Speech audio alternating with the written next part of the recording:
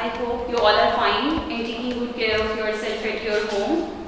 आज बच्चों हम अपनी क्लास चाहारू इस्लामियात का सबक नंबर 2 ज़कात को पढ़ेंगे। आप आपकी बुक को कर लीजिए। बुक आप यूज़ कर रही हैं क्लास 4 में।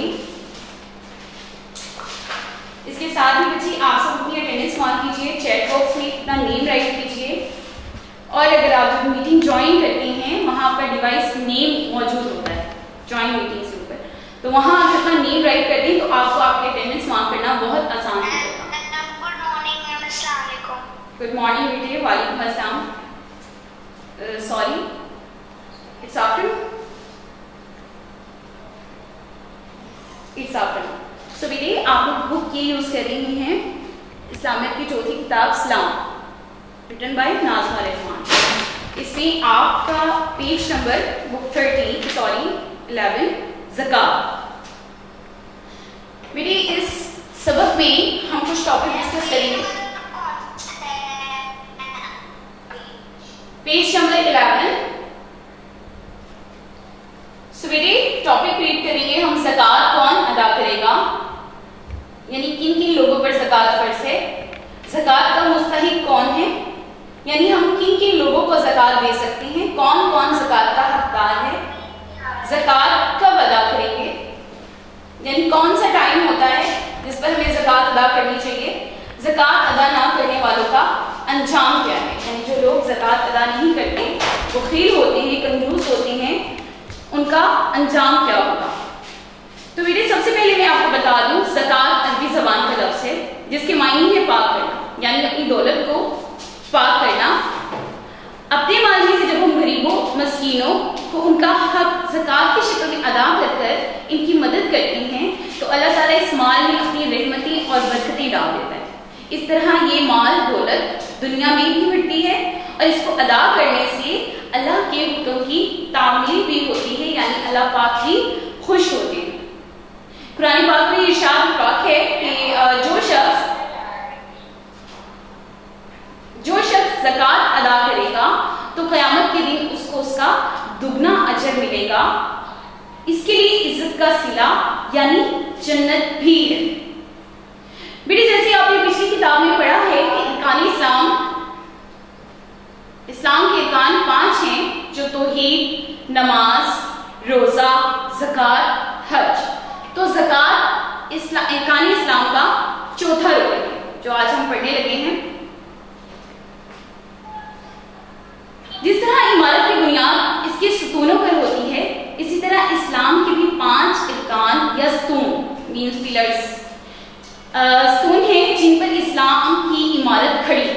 इन इरकान इस्लाम में अल्लाह को एक मानना यानी तौहीद और हज़रत मोहम्मद सल्लल्लाहु अलैहि वसल्लम को अल्लाह का रसूल मानना, नमाज पढ़ना, रोज़ा रखना और ज़कात देना शामिल है। ये चारों इरकान हर मुसलमान मर्द और औरत पर फर्ज है, लेकिन 5वां रुकन जो कि हज है वो साहिबे इस्तिताअत लोगों पर ही फर्ज है, यानी वो लोग जो हज करने के लिए उसकी रकम अदा करने की इस्तिताअत रखते हैं, पावर रखते हैं, एबिलिटी रखते हैं, वही उन्हीं लोगों पर हज जो है वो फर्ज है, यानी जो सफर के अखराजात बर्दाश्त कर सकते हैं। इस तरह ज़कात भी दौलतमंद और हैसियत वाले लोगों पर फर्ज है, यानी जिन लोगों के पास एक खास अमाउंट में, जो एक लिमिटेड अमाउंट है इस्लाम की तरफ से, दौलत, रकम, सोना, चांदी या जमीन जायदाद मौजूद है, उन्हीं लोगों पर ज़कात भी फर्ज है। Which line?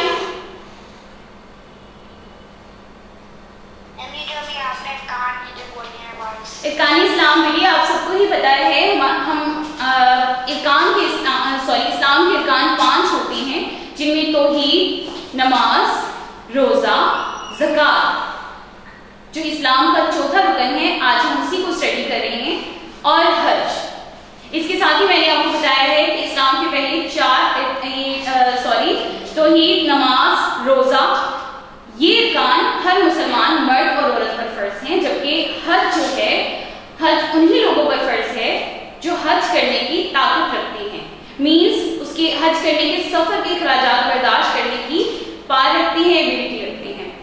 और ज़कात भी उन्हीं लोगों पर फर्ज है जो इतनी दौलत रखते हैं एक खास अमाउंट में जिस पर एक ज़कात फर्ज की गई है इस्लाम के मुताबिक। तो बेटे ज़कात के लिए कुरान पाक में इरशाद है कि कौन है जो अल्लाह को नियत नेक और खुलूस से कर्ज दे तो इसको इससे दुगना अदा करे और इसके लिए इज्जत का सिला यानी जन्नत है। ज़कात हम पर गरीबों का और अल्लाह ताला का कर्ज है, यानी ज़कात अदा करना अल्लाह ताला का कर्ज है, इसे हमें अदा करना है। और देखिए अगर अल्लाह पाक का कर्ज जो है गरीबों का कर्ज हम पर है वो अदा नहीं करेंगे तो डेफिनेटली उसकी सजा आखिरत में। फिर बेटी एक और जगह इरशाद है, तर्जुमा देखिए आप आपकी बुक पेज नंबर 12 पर मौजूद है, और नमाज पढ़ते रहो और ज़कात अदा करते रहो। कुरान पाक में भी बहुत सी जगहों पर जहां जहां नमाज का जिक्र है साथ ज़कात का भी जिक्र और हुक्म दिया गया है। अल्लाह को नेक और खुलूसी नियत से कर्ज देते रहो और जो अमल नेक तुम अपने लिए आगे भेजोगे इसको अल्लाह के यहाँ बेहतर और सिले में बुजुर्ग तर पाओगे, यानी सबसे बढ़कर पाओगे जो अमल और ज़कात हम अल्लाह पाक के पास भेजेंगे यानी गरीबों को देंगे। और अल्लाह से बख्शिश मांगते रहो, बेशक अल्लाह बख्शने वाला मेहरबान है। अब हम आते हैं अपने पहले पॉइंट की तरफ, ज़कात कौन अदा करेगा। बेटे ये पहले मैंने आपको बताया है कि ज़कात साहिब इस्तात और साहिब माल यानी वो लोग जिनके पास इतनी माल और दौलत मौजूद है वो ज़कात अदा कर सकते हैं। इस्लाम में जो ज़कात की अमाउंट है जो शरह है परसेंटेज वो 2.5% है, यानी 2.5% मीन्स 100 रुपीज अगर आपके पास है तो उसमें से 2.5 रुपीज जो है 2.5 रुपए आपको ज़कात अदा करनी है। अब ऐसे लोग बेटे जिनके पास इतनी मालो दौलत जमीन जायदाद सोना चांदी मौजूद है जो ज़कात अदा करने की एबिलिटी रखते हैं, जिन पर ज़कात अदा करना फर्ज है, उन लोगों को हम साहिब निसाब लोग कहते हैं। और ज़कात की एक खास अमाउंट एक खास परसेंटेज जो मैंने आपको बताई है 2.5% 2.5% उसे कहते हैं हम निसाब ज़कात। मैं आपको प्रॉपर्ली रीड कर देती हूँ पॉइंट, ज़कात कौन अदा करेगा। अगर एक खास या मखसूस मिकदार में आपके पास माल दौलत हो तो इस पर ज़कात देना फर्ज है, इसको निसाब ज़कात कहते हैं। और जो ज़कात देने के काबिल होता है उसे साहिब निसाब कहते हैं। अगर किसी के पास अल्लाह ताला की मुकर्रर करदा मिकदार में दौलत मौजूद है, घर और जायदाद सोना चांदी मौजूद है, तो क्या करे अपनी जितनी भी उसके पास दौलत जमीन जायदाद सोना चांदी मौजूद है उसका हिसाब लगाकर 2.5% ज़कात निकालकर वो गरीबों मस्कीनों नादारों जो भी मुफलिस हैं लोग उनमें तकसीम करें। लेकिन अगर ऐसा है किसी के पास यानी वो साहिब निसाब है, इतना जमीन जायदाद वगैरह मौजूद है लेकिन कर्जदार है, तो वो क्या करे अपना पहले कर्ज अदा करे और फिर ज़कात की परसेंटेज निकाल कर ज़कात अदा करे। लेकिन तीसरी बार क्योंकि अल्लाह पाक गफूर रहीम है, मेहरबान है, रहम करने वाले हैं, अगर किसी शख्स के पास इतनी ज्यादा दौलत जमीन जायदाद मौजूद है लेकिन वो बहुत ज्यादा कर्जदार है तो वहां पर ज़कात की मुआफी भी है। निसाब की मिकदार जो रकम आपके पास पूरे साल एक साल जमा रहेगी और आपके इस्तेमाल और जरूरियात से ज्यादा हो उस पर भी ज़कात फर्ज है। ज़कात की जैसे कि मैं पहले बता चुकी हूँ आपको, ज़कात की हर 2.5 यानी 2.5% मुकर्रर की गई है, यानी अगर आपके पास 100 रुपए हैं तो उस पर 2.5 रुपए ज़कात बनती है। हर साहिब निसाब शख्स के पास मौजूद मालो दौलत सोने चांदी के जेवरात वगैरह की मुकर्रर मालियत पर ज़कात अदा की जाती है, जो बादशाह गरीबों मस्कीनों यतीमों बेवाओं और जो भी मुफलिस लोग हैं उन पर खर्च कर दी जाती है, उन्हें तकसीम कर दी जाती है। नेक्स्ट हमारा टॉपिक है ज़कात का मुस्तहिक कौन है, यानी ज़कात का हकदार कौन है, ज़कात किन किन लोगों पर फर्ज है।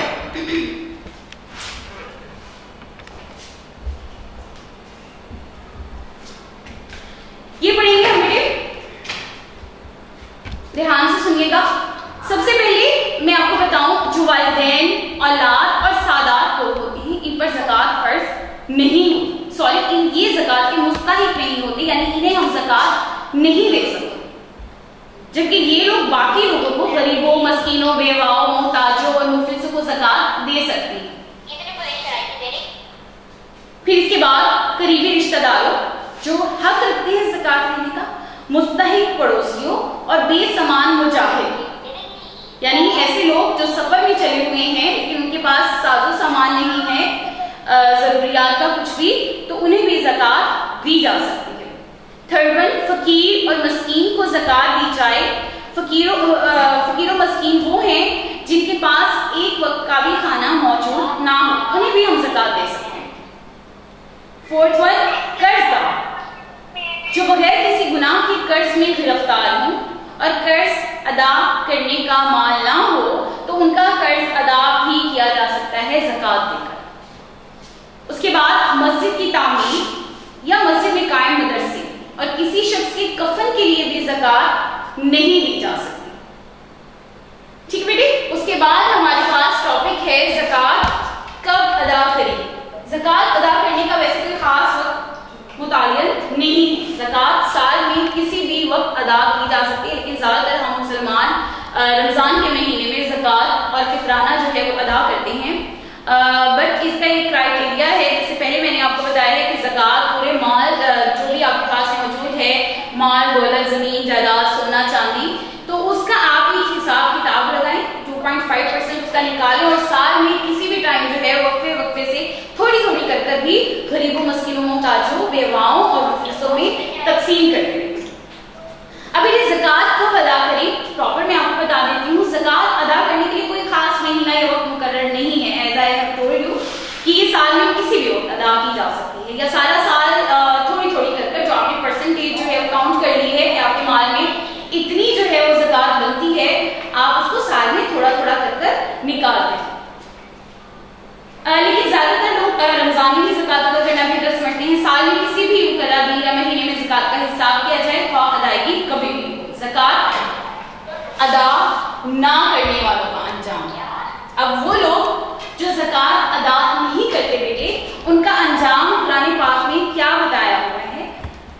कुछ लोग ज़कात और फितराने की रकम अदा नहीं करते और सोचते हैं कि अगर हमने इतनी ज्यादा रकम निकाल दी तो जो है हमारे पास कमी ना हो जाए, हम ही ना गरीब हो जाए ना, या हमारी दौलत ही ना कम हो जाए। तो कुरान मजीद में इन लोगों के लिए दर्दनाक अंजाम की सख्त तनबीह कर दी गई है।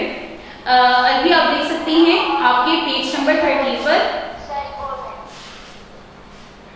तर्जमा में आपको बताऊंगी, यानी जिस दिन वो माल दोज़ख की आग में, यानी रोज़े क़यामत, रोज़े महशर में उनका वही माल जिस पर वो दुनिया में ज़कात अदा नहीं करते थे, वही माल आग में खूब गर्म किया जाएगा।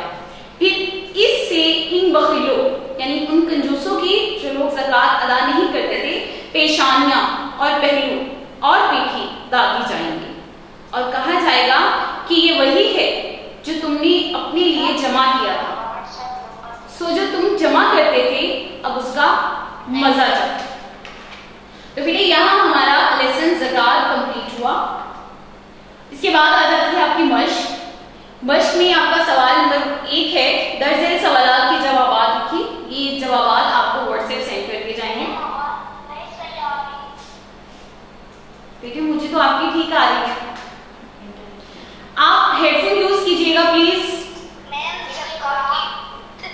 ये जो ज़कात अदा ना करने वालों का अंजाम, मैम इसका जो आखिरी लाइन है। जी बेटे,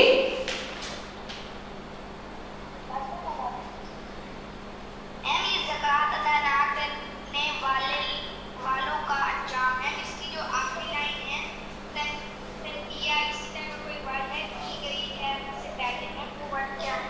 सख्त तनबीह की गई है, यानी उनके लिए सख्त ऑर्डर किया गया है।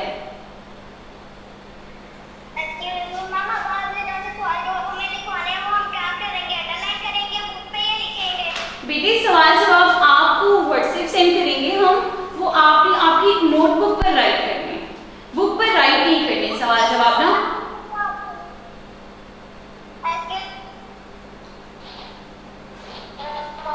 बेटे जो सवाल जवाब है वो आपको व्हाट्सएप सेंड कर दिए जाएंगे। आपने आपकी नोटबुक पर राइट करनी है, जो क्लास वर्क नोटबुक होती थी, मैम लोग आपको नोट करवाते थे, उसी नोटबुक पर आपने नोट करने हैं। सवाल बुक पर राइट लिखेंगे आप इसके आंसर्स ना। उसके बाद आ जाते हैं बेटे आपके जुमले मुकम्मल कीजिए, जुमले मुकम्मल कीजिए। वहीं पर आ रही हूँ बेटे, आपका सवाल नंबर 2 है, खाली जगह है ये, आप फिल कर लीजिए इसे। ज़कात, पहली खाली जगह आपकी, ज़कात इस्लाम का डैश है, रुकन है, रुकन, रुकन राइट कर लीजिए आप कहते हैं तो मैं बोर्ड पर राइट कर देती हूँ, that would be easy for you. First blank में आपके आ जाएगा रुकन। आफ्टर दैट ज़कात सिर्फ डैश पर फर्ज है। सेकंड ब्लैंक है आपकी साहिबे निसाब,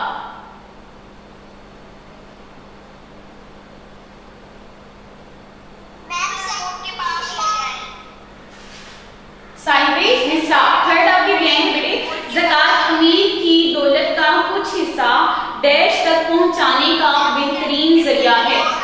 थर्ड का आंसर है बेटे गरीबों।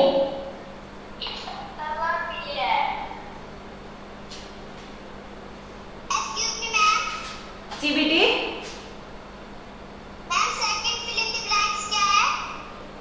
It's written on board. The answer of second blank is साहिबे निसाब। फोर्थ वन लिखेगा, इस्लाम गरीबों मस्कीनों की डैश करना सिखाता है। फोर्थ का आंसर है मदद करना सिखाता है, मदद। फिफ्थ वन, इस्लाम सिखाता है कि हमारी डैश पर सिर्फ हमारा ही नहीं बल्कि दूसरों का भी हक है, दौलत पर। फिफ्थ वन का आंसर है बेटे दौलत पर। ये है सेकंड का आंसर बेटे, साहिबे निसाब। The answer of second blank is साहिबे निसाब। जी बेटे, बोर्ड पर भी रिटन है, आप देख लीजिए। इसके बाद आपका क्वेश्चन नंबर 3 है, इस्लाम की फर्ज इबादत पर टिक का निशान लगाएं।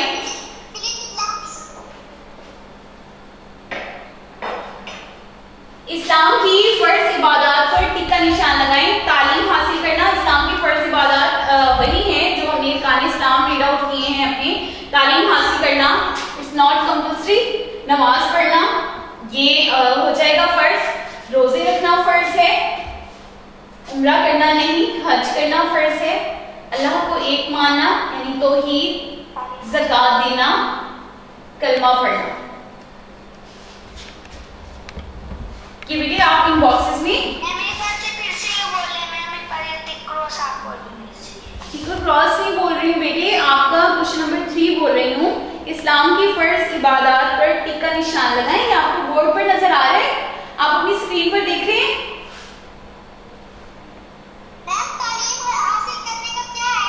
बेटे यहाँ आप टिक मार्क नहीं करेंगे।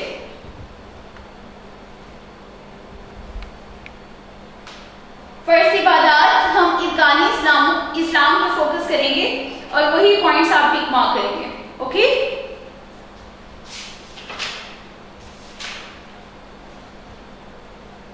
इसके साथ बेटे आपकी होम डायरी है, घर का काम है आपका। सबक ज़कात की अमली सफ़ात जो मैंने आपको सॉल्व करवाए हैं। जी ठीक है, सबक ज़कात की अमली सफ़ात आपने हल करनी है, ठीक है, और उन्हें याद भी करना है। फिर सवालात के जवाबात आप नोटबुक पर अपनी तहरीर करेंगे और फिर उन्हें याद भी करेंगे। यहाँ बेटे आपका सबक ज़कात जो है वो एंड हुआ। आप कोई भी क्वेश्चन करना चाहते हैं तो कर लीजिए।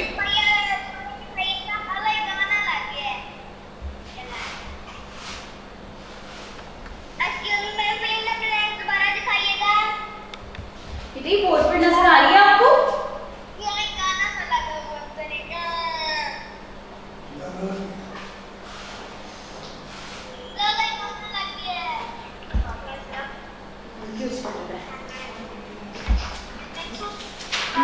ठीक है बेटे, ये